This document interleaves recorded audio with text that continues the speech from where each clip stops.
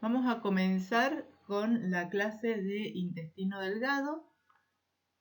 Intestino delgado es uno de los órganos más importantes del sistema digestivo porque es allí donde se terminan de digerir los alimentos y se produce la absorción de los mismos. La clase la dividimos en tres partes. La primera parte hablamos de anatomía e histología.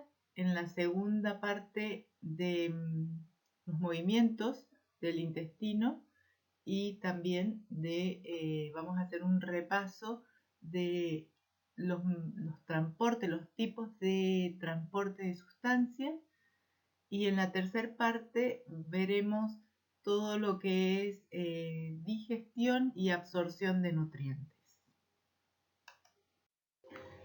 En el intestino delgado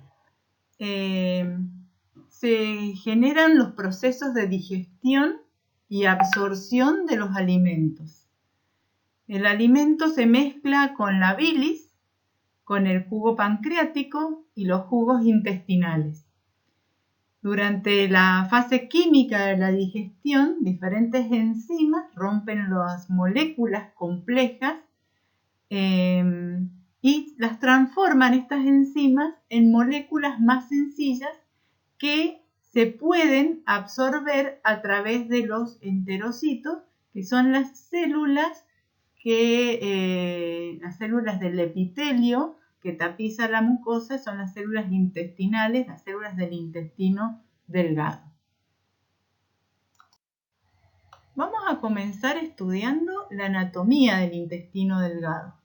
La clase la vamos a organizar de la siguiente manera. Vamos a ver la anatomía, la ubicación del intestino delgado, las estructuras que lo forman, y después vamos a ver la histología, que está muy de la mano de la anatomía, que es sumamente importante para poder entender posteriormente la fisiología, es decir, la función de este órgano.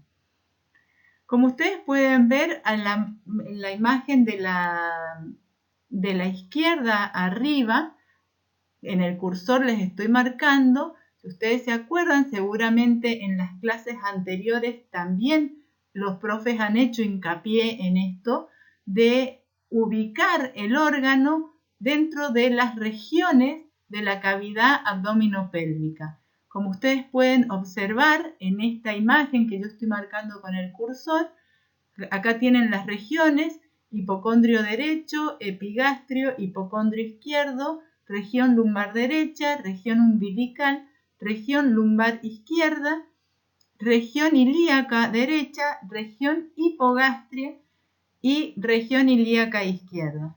Como pueden observar ustedes, y yo les voy a marcar acá con el cursor, esto que yo estoy marcando acá es el estómago. Acá se encuentra la unión entre el estómago y la primer porción del intestino delgado, que es el duodeno. Entonces, observen dónde se encuentra el duodeno, en la región umbilical, y ese duodeno luego se conecta con el yeyuno e ilio, o yeyuno ilion, va a depender de cómo lo lean o cómo lo vean ustedes en los distintos libros que tienen. Entonces yo les marco el yeyuno e ilion, que se encuentra en el marco colónico. Si este es el colon, que es el intestino grueso, que forma realmente un marco entre la región ilíaca, la región lumbar, la región umbilical, la región lumbar izquierda, la región ilíaca izquierda, ¿sí? Y el centro de la región hipogástrica, ese marco colónico que es parte del intestino grueso, en el centro de ese marco colónico, como si fuera una pintura, van a encontrar el yeyuno e ilio. Es para que ustedes se ubiquen dentro de la cavidad abdominopélvica donde se encuentra el intestino delgado.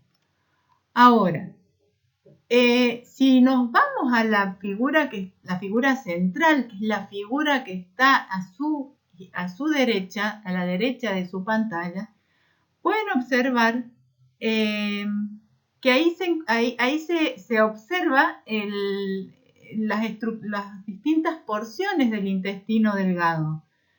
¿Cuáles son las porciones del intestino delgado?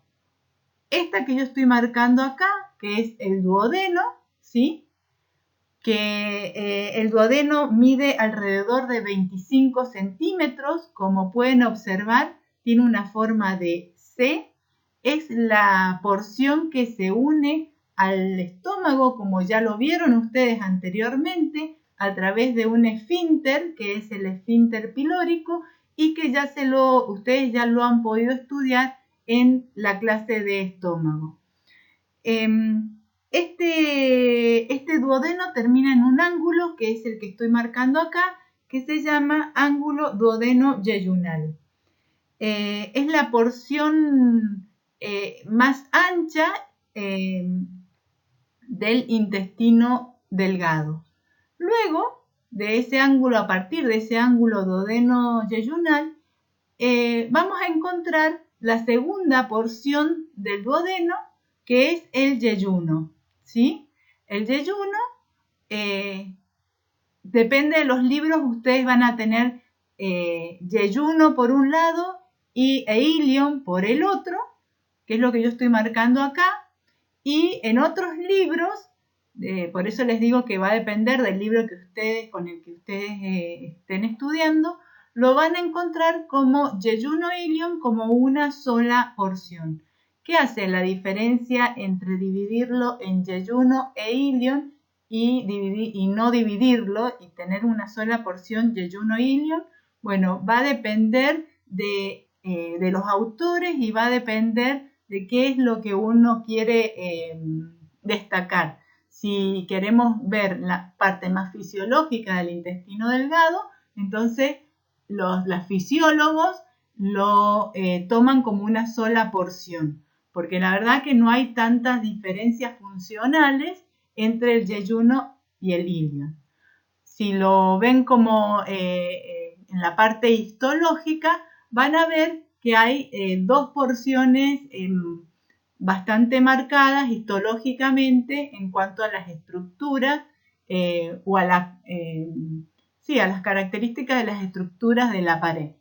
Pero lo vamos a ir viendo más adelante.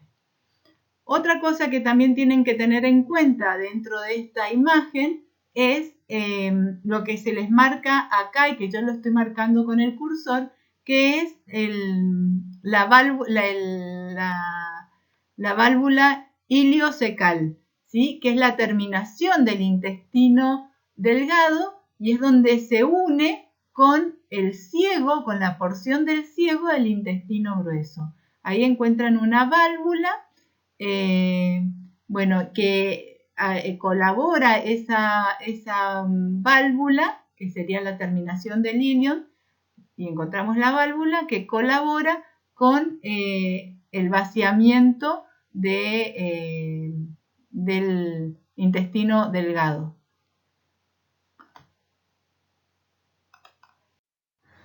Vamos a empezar describiendo el duodeno. Como ya les dije, el duodeno tiene alrededor de 25 centímetros de longitud. Como pueden observar, tiene una forma de C, ¿sí? Y como ustedes ya vieron, porque ya vieron páncreas, pueden también ver que en esta forma de C, eso ya lo vieron en páncreas, se ancla en este espacio que forma el duodeno, se ancla la cabeza del páncreas, ¿sí? Este duodeno, el duodeno tiene 4 porciones. La primera porción, que es la que estoy marcando acá, la segunda porción del duodeno o porción descendente, que es la porción más importante porque es donde desembocan los conductos del páncreas, tanto el de Wilson o conducto principal del páncreas como el de Santorini, y también desemboca el colédoco, que es el conducto que viene desde el hígado, ¿sí? que es el que contiene o que recolecta la bilis. Entonces, como ustedes ya lo deben haber visto en el páncreas, esos dos conductos, tanto el colédoco como el de Wilson, desembocan en una estructura que se llama ampolla de Vater a la altura de la carúncula mayor de la segunda porción del duodeno, que lo vamos a ver más adelante. Luego tienen una tercera porción, que es la que estoy marcando acá. Esta tercera porción es la porción horizontal del duodeno, y luego tenemos la cuarta porción o ascendente, que es la que se conecta a la altura del ángulo duodeno-yeyunal, que es la que estoy marcando acá, se conecta con el yeyuno.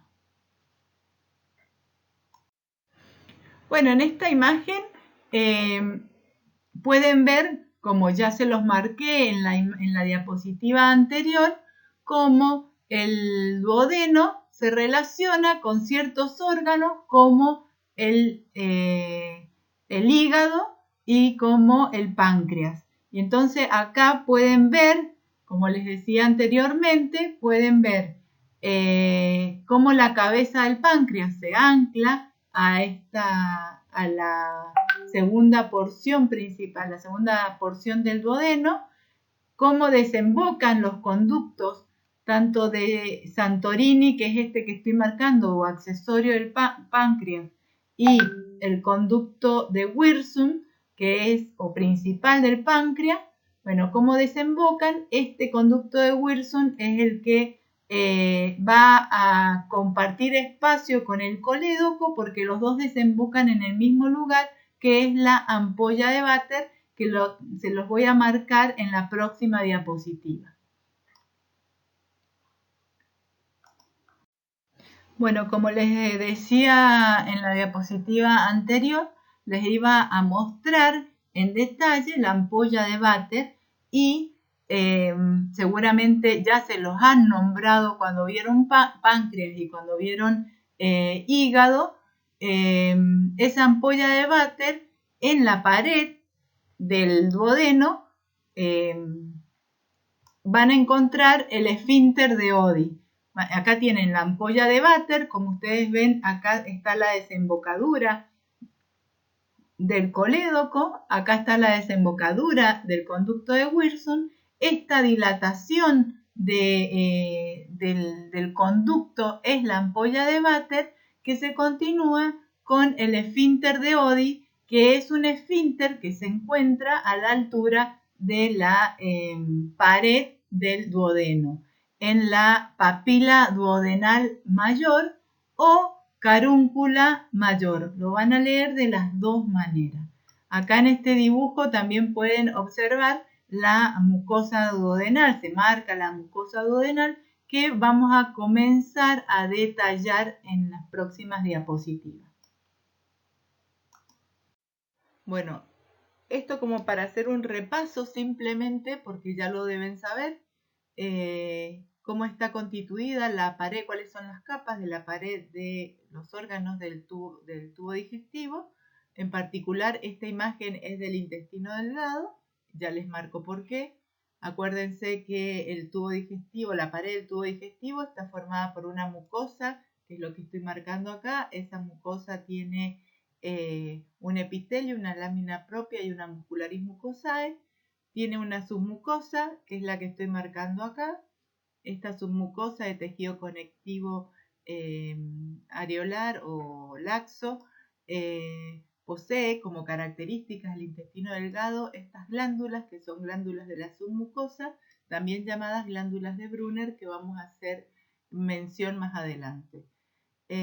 También hay una capa de tejido muscular liso con fibras circulares hacia adentro y fibras longitudinales hacia afuera. Y luego tenemos una serosa, que es la más externa. La serosa es un peritoneo, la hoja visceral del peritoneo, que también ya lo han estudiado, simplemente para marcarles que el peritoneo en el caso del intestino delgado, las formaciones peritoneales que hay en el caso del intestino delgado son los mesos, que se llaman en el intestino delgado mesenterio y que en la próxima diapositiva se los voy a mostrar con más detalle. Bueno, esta diapositiva era para que ustedes pudieran observar cómo se ven los mesenterios, que son estas formaciones peritoneales llamadas mesos que unen órgano con la cavidad abdominopélvica. En este caso unen el intestino delgado con la cavidad abdominopélvica. También para que pudieran dimensionar que estas formaciones están sumamente irrigadas e inervadas.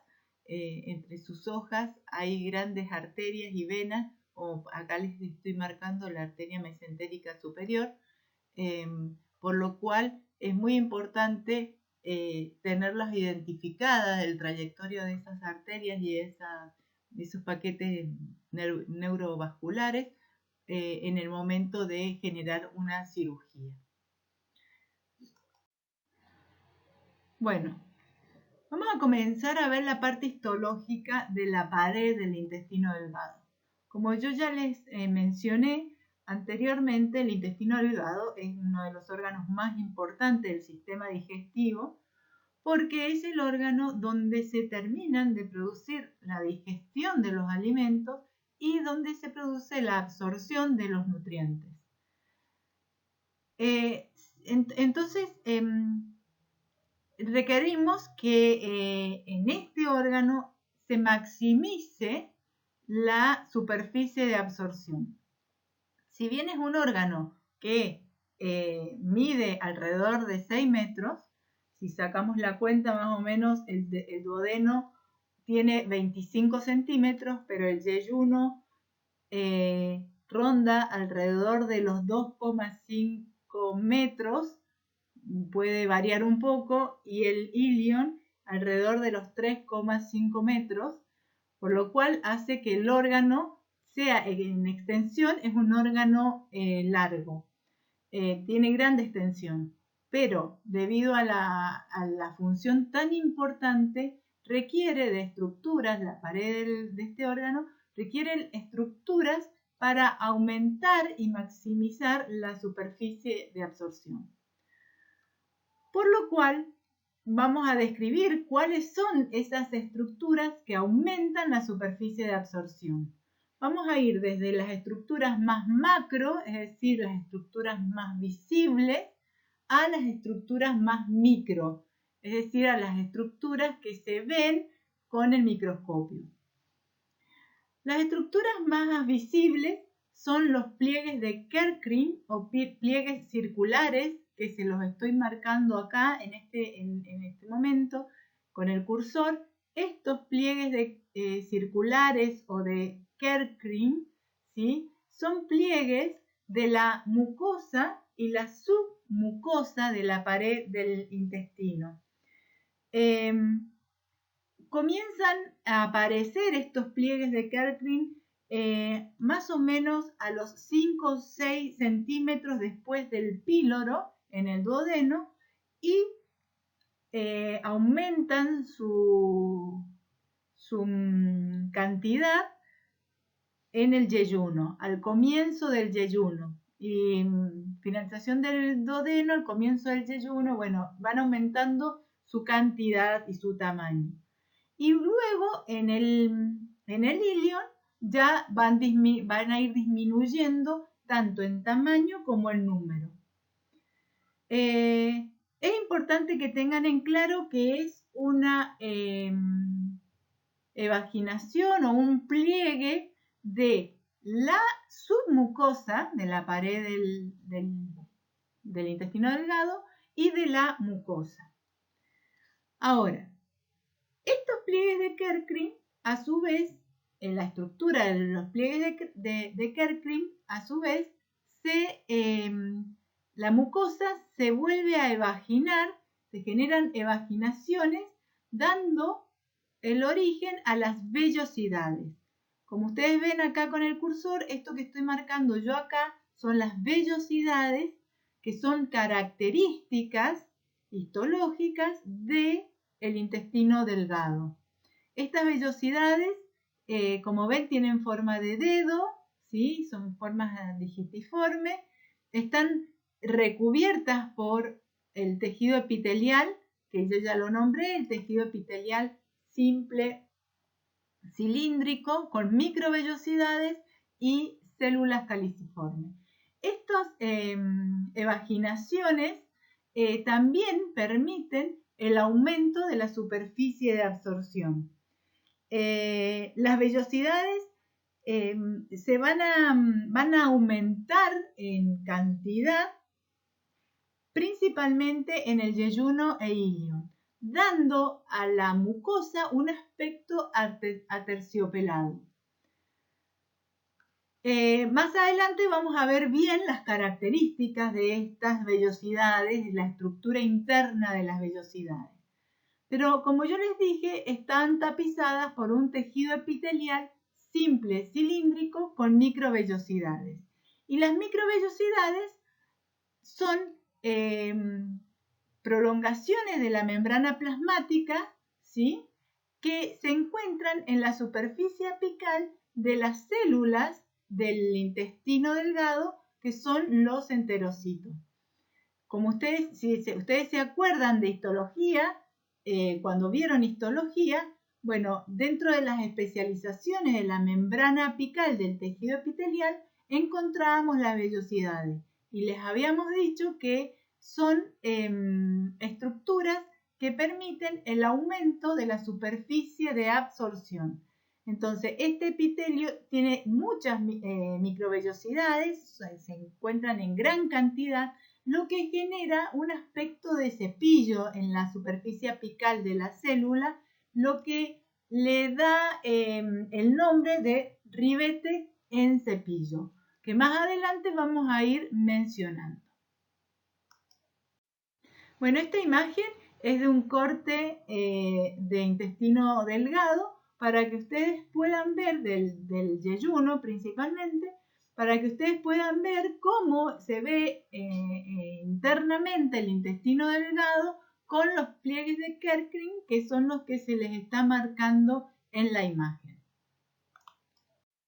Entonces, si nosotros hacemos una comparación de los metros cuadrados que pueden tener o que les puede aportar las distintas estructuras que acabamos de mencionar, los pliegues de Kerckring, las vellosidades y las microvellosidades, a la superficie del intestino delgado, podemos fijarnos en este esquema que les estoy poniendo acá, para que ustedes puedan observar que el intestino delgado, si no tuviera ninguna estructura de que aumente la superficie de absorción, los metros cuadrados del intestino delgado serían de 0,33 metros cuadrados de superficie. Si yo tuviera solo los pliegues de Kerckring, es decir, que si yo a la pared del intestino delgado le agrego o le incorporo pliegues de Kerckring, esos pliegues de Kerckring aumentarían mi superficie, mi área superficial en el intestino a 1 metro cuadrado, o sea que ya pueden observar la diferencia. Si a su vez le agrego las vellosidades aumentaría la superficie del intestino delgado a 10 metros cuadrados. Y si considero también las microvellosidades, puedo ver que las microvellosidades aumentan la superficie de absorción a 200 metros cuadrados. Es como para que ustedes puedan ver y poder dimensionar la importancia de estas estructuras en el intestino delgado para que pueda llevar a cabo sus funciones. Bueno, acá vamos a empezar a ver en más detalle la pared del intestino delgado. En diapositivas anteriores se los mencioné y se los mostré en forma más general, Y ahora vamos a ver un corte de la pared, en un esquema obviamente, para ver las túnicas más en detalle. Entonces, si ustedes pueden observar acá, si vamos de afuera hacia adentro, van a ver la serosa, ¿sí?, que es de peritoneo. Vamos a ver la muscular con sus dos capas de fibras musculares lisas, longitudinal la de afuera, circular la de adentro. Vamos a ver la submucosa con su tejido conectivo laxo, y después viene la capa, una capa sumamente importante, que es la capa de la mucosa. En la capa de la mucosa, como pueden ver, bueno, como ya saben, hay una lámina de tejido muscular liso llamada muscularis mucosae o muscular de la mucosa. También encontramos la lámina propia, donde se asienta el tejido epitelial, que es esto que está en color rosadito, naranjita, pálido. Y después el tejido epitelial simple cilíndrico con microvellosidades, así se llama el epitelio, que reviste estas evaginaciones que les estoy marcando acá, que son las vellosidades, y las invaginaciones que se ven entre las vellosidades, como pueden observar acá, que son glándulas, las glándulas del intestino delgado, que se llaman glándulas de Lieberkühn. Dentro de la vellosidad, como pueden observar acá, encontramos un paquete de capilares, tanto capilares venosos y capilares arteriales, y también encontramos un capilar linfático que se lo denomina vaso quilífero, que más adelante vamos a hablar con más detalle. Bueno, haciendo hincapié en la estructura de una vellosidad, es un tema muy importante, es un tema que se los vamos a tomar seguramente en un parcial, así que presten atención. Haciendo hincapié a la estructura de una vellosidad, ustedes pueden ver que la vellosidad es una evaginación de la mucosa. Si ustedes ven el dibujo acá, van a ver que acá tienen la submucosa, que no hay ningún repliegue ni nada, y después tienen todo esto que yo estoy marcando acá, todo esto es parte de la mucosa. Es la mucosa la que se evagina, ¿sí?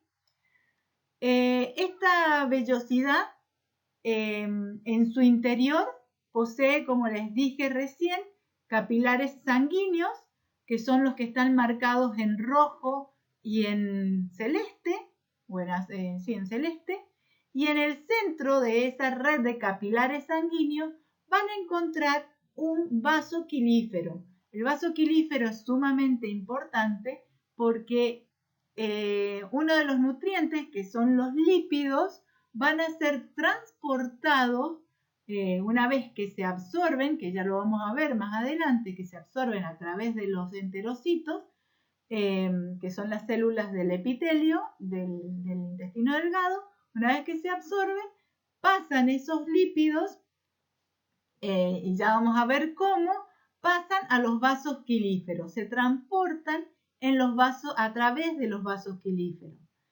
El resto de los nutrientes se van a reabsorber a través de las células absortivas, estos enterocitos, y se absorben y van a volcarse a los capilares sanguíneos. Por eso es que la estructura de estas vellosidades es tan importante y en el interior es tan irrigada. Y está obviamente relleno el interior de la vellosidad con una lámina propia. Como ven a su derecha de la imagen, encontramos distintos tipos de células. Estas células, las células principales del epitelio que reviste la vellosidad, son las células absortivas o enterocitos, que forman parte del epitelio, son realmente las células epiteliales de este tejido epitelial, que poseen microvellosidades.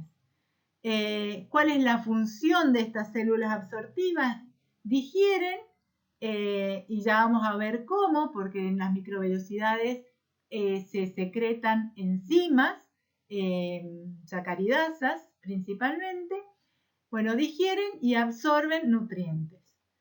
También encontramos en este epitelio, este tejido epitelial, que son muy importantes, las células caliciformes, que se las marco acá. Estas son las células caliciformes, fíjense, están marcadas ahí en el epitelio. Son células que se intercalan con las células absortivas, forman también parte del tejido epitelial y secretan mucus. Ustedes las células caliciformes también ya las tienen identificada de otro sistema, como es el sistema respiratorio. Bueno, son células parecidas, que tienen la misma función, secretar mucus. Después tenemos las células de Paneth. Las células de Paneth son estas amarillas que ven acá. Se encuentran en la base de las glándulas de Lieberkühn. Se encuentran en la base y son células que secretan lisozima y tienen una alta capacidad fagocítica, por lo cual son células de defensa. Y tenemos unas células muy importantes que están marcadas con color celeste. Se las voy a marcar acá con el cursor. Estas que están marcadas con color celeste también se encuentran formando parte de las glándulas de Lieberkühn,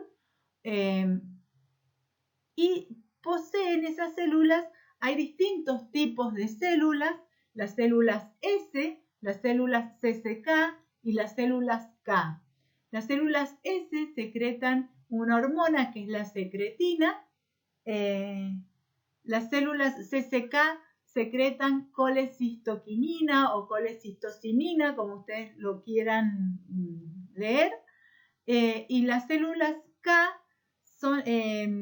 secretan el péptido insulinotrópico dependiente de glucosa, el GIP, y ya vamos a ver qué características y qué funciones cumplen todas estas las secreciones hormonales, porque son hormonas, cuáles son las funciones de estas hormonas en el funcionamiento del intestino delgado y también del sistema digestivo en particular. Acá podemos ver a una vellosidad donde se ve la estructura que hay en el interior de la vellosidad. Se puede observar, es la imagen que tienen ustedes hacia la izquierda, donde se puede observar los vasos, los capilares sanguíneos y el vaso quilífero en el centro, rodeado por el tejido epitelial. Si yo hago un corte de esta vellosidad, si yo hago un corte transversal de esta vellosidad, es decir, si corto en este sentido como estoy marcando yo en el cursor, vamos a poder ver lo siguiente. Vemos esto, la imagen que ustedes tienen a la derecha. Allí, ¿qué es lo que encontramos? Se ve claramente el tejido simple cilíndrico. Vean las células que son altas.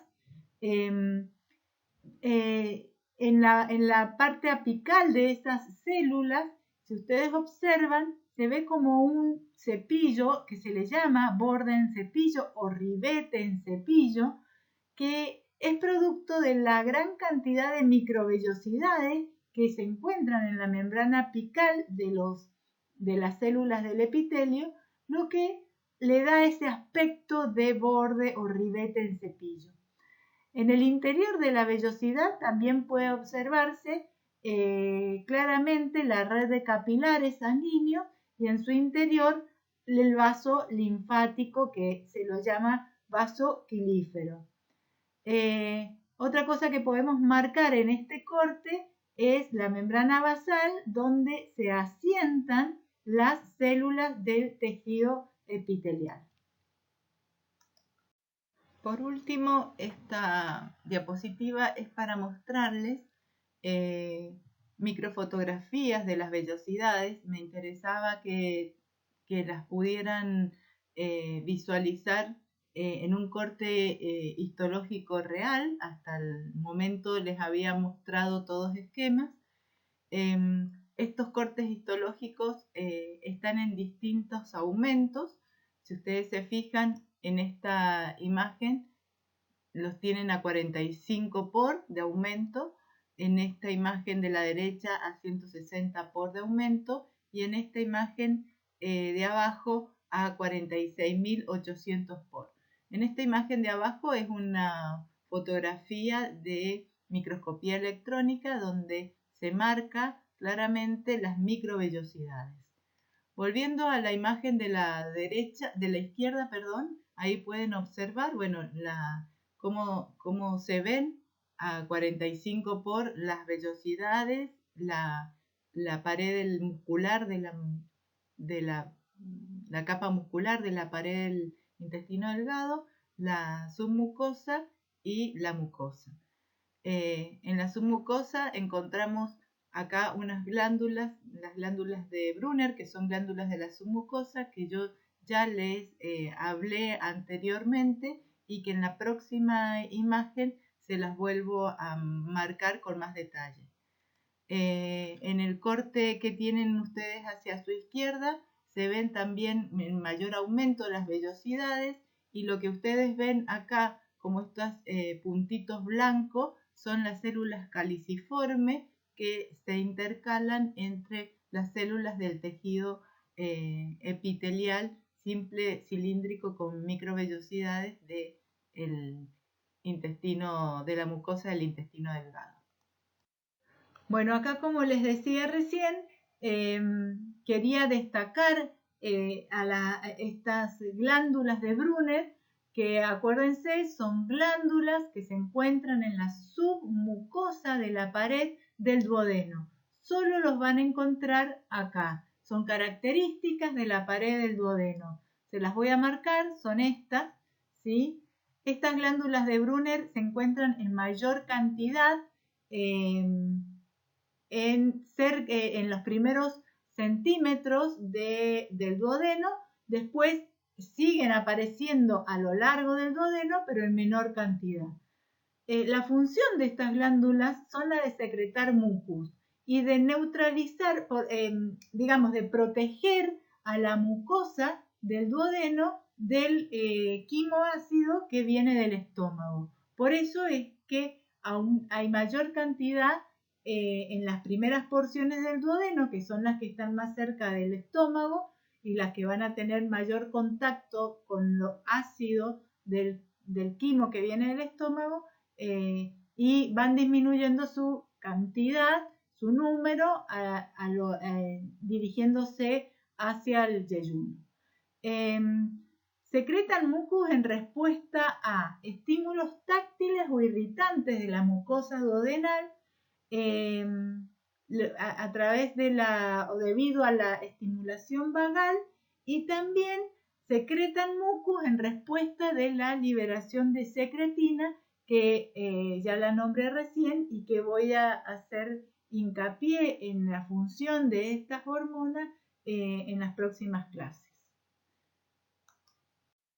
Bueno, hasta acá ya hemos visto anatomía y la parte histológica de la pared del intestino delgado, y continuamos en la próxima clase con los movimientos del intestino y los distintos transportadores a nivel celular. Así que nos reencontramos en la próxima clase. Muchas gracias.